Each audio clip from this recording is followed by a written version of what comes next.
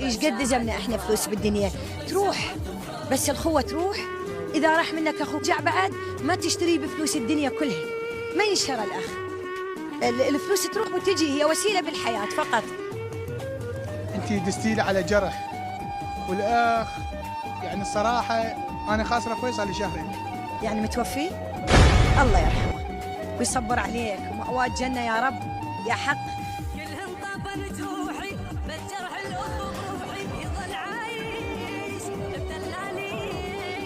أنا آسفة، يعني هي جت مواجعك، آسفة جدا. أتمنى من رب العالمين يكون الله يرزقك. الله يسلمك.